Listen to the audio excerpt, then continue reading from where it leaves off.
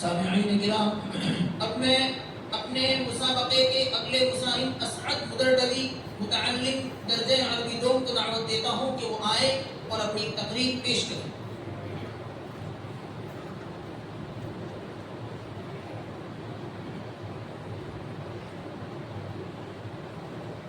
نحمده ونصلي على رسوله الكريم اما بعد۔ گرامی قدر حاضرین، السلام علیکم ورحمۃ اللہ وبرکاتہ۔ بعض جدید تعلیم یافتہ حضرات جن کو پڑھے لکھے جاہل کہنا زیادہ مناسب ہے، ان کی طرف سے یہ بات تواتر کے ساتھ کہی جا رہی ہے کہ عورت ہمارے معاشرے کا مظلوم ترین طبقہ ہے، اس کے حقوق پامال ہو رہے ہیں، اس کا استحصال ہو رہا ہے، اور ساتھ ساتھ یہ بات بھی کہی جا رہی ہے کہ یورپ نے عورت کو آزادی دی ہے، اسے حقوق دیے ہیں، اسے مردوں کے برابر لا کھڑا کیا ہے، جس کی بدولت وہ خوب ترقی کر رہی ہے۔ لیکن حقیقت یہ ہے کہ دنیا میں کسی مذہب، کسی تمدن، کسی سوسائٹی اور کسی قانون نے عورت کو وہ مقام اور مرتبہ نہیں دیا جو اسلام نے اسے دیا ہے۔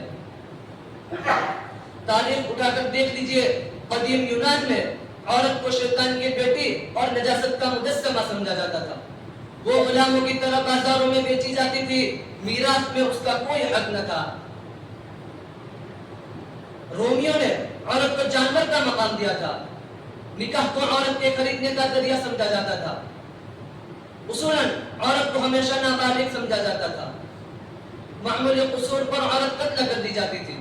اہل عرب زمانہ جاہلیت میں لڑکیوں کو زندہ درگور کر دیا کرتے تھے، ہندو عورت کی جداگانہ حیثیت کو تسلیم نہیں کرتے تھے، شوہر مر جاتا تو بیوی کو بھی شوہر کی چتا پر زندہ جل کر مر جانا پڑتا تھا۔ عیسائیوں کی یہاں عورتوں کی کیا قدر و قیمت تھی، اس کا اندازہ اس بات سے لگایا جا سکتا ہے کہ کلیسا کی ایک مجلس نے فتویٰ دیا تھا کہ عورتیں روح نہیں رکھتی۔ عجیب اتفاق یہ ہے کہ جب کلیسا یہ فتویٰ جاری کر رہا تھا کہ عورتیں روح نہیں رکھتی، اس سے چند سال پہلے جزیرۃ العرب میں وہ آخری نبی پیدا ہو چکا تھا جو تمام کچلے ہوئے انسانوں کے حقوق کا محافظ تھا۔ اللہ کے آخری نبی صلی اللہ علیہ وسلم نے عورت کو ذلت اور پستی کی گہرائیوں سے اٹھایا اور عظمت و رفعت کے بلند مقام پر فائز کر دیا۔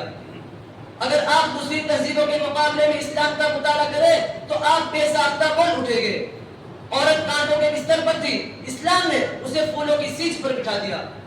وہ موت و حیات کی کشمکش میں تھی، اسلام نے اسے زندگی عطا کی۔ وہ زیب میخانہ تھی، اسلام نے اسے زینت کاشانہ بنا دیا۔ وہ پامال تھی، اسلام نے اسے باکمال بنا دیا۔ وہ برباد تھی، اسلام نے اسے آباد کیا۔ وہ ناشاد تھی، اسلام نے اسے شاد کر دیا۔ اس کا کام صرف مرد کے دل کو لبانا تھا، اسلام نے اس کے دل میں گھر کو سجانا لگا دیا۔ وہ پاؤں کی دھول تھی، وہ بوجھ تھی، اسلام نے اسے عظمت عطا کی، مقام دیا اور عزت دی۔ میرے ہم مکتب ساتھیوں، میں تسلیم کرتا ہوں کہ اسلام عورت کے حسن کو، اس کی جوانی کو پردے میں قید کرتا ہے، لیکن اسلام عورت کو آزادی دیتا ہے۔ اسلام عورت کو عمر کے ہر حصے میں قابل احترام ٹھہراتا ہے۔ اسلام عورت کو بچپن میں شفقت دیتا ہے، اسے جوانی میں محبت دیتا ہے، اسے بڑھاپے میں عظمت دیتا ہے اور مرنے کے بعد دعائے مغفرت کا حق دیتا ہے۔ میں یورپ کے اندھے پرستاروں سے پوچھنا چاہتا ہوں کہ تم نے عورت کو کیا دیا؟ تم کہتے ہو ہم نے عورت کو حقوق دیے ہیں، لیکن میں کہتا ہوں تم نے عورت کے حقوق چھین لیے ہیں۔ تم نے عورت کی ممتا گم کر دی، تم نے بہن کے سر سے آنچل کھینچ لیا، تم نے بیٹی کو شفقت اور محبت سے محروم کر دیا، تم نے عورت کے حسن کو تماشا بنا دیا، تم نے عورت کے جسم کو جن سے ارزا کرا دیا، اور تم نے عورت کے جوانی کو کھلونا بنا دیا۔ اگر اسلام عورت کو حقوق نہ دیتا تو تاریخ اسلامی میں کوئی صحابیہ، کوئی عالمہ، کوئی محدثہ اور کوئی مفسرہ پیدا نہ ہوتی۔ اگر اسلام عورت کو حقوق نہ دیتا تو ہماری تاریخ میں سیدہ عائشہ اور سیدہ فاطمہ نہ ہوتی، حضرت اسماء بنت ابی بکر اور حضرت حفصہ رضی اللہ تعالی عنہ نہ ہوتی۔ اسلام پر طعنہ سے نکلنے والوں، اگر اسلام عورت کو حقوق نہ دیتا تو سنگ باپ اپنے بیٹے کو زندہ درگور کر دیا کرتے۔ اگر اسلام عورت کو مقام نہ دیتا تو بیٹی کی پیدائش پر کوئی باپ اپنا سر اٹھا کر نہ چل سکتا۔ اگر اسلام عورت کو آزادی نہ دیتا تو کسی عورت کو عمر فاروق جیسے جاہ و جلال والے خلیفہ پر برسر عام تنقید کی جرأت نہ ہوتی۔ اگر اسلام عورت کو مقام نہ دیتا تو ہمیشہ کی طرح دیوتاؤں اور بتوں کی بھیٹ چلتی رہتی. اگر اسلام عورت کو مقام نہ دیتا تو مسلمانوں میں بھی طلاق دینے اور گھر سے نکالنے کا سلسلہ عام ہوتا. اگر اسلام عورت کو عصمت نہ دیتا تو بڑی خواتین کے لیے بھی ریٹائر ہوم تعمیر کروانے پڑتے. معزز حاضرین، اسلام نے جو عورت کو صحیح مقام دیا ہے اسے سمجھنے کی کوشش کیجیے اور یورپ کے سراب کے پیچھے چل کر اپنے گھر کی پرسکون زندگی کو اور عزت و وقار کو اور دین اور دنیا کو تباہ ہونے سے بچا لیجیے.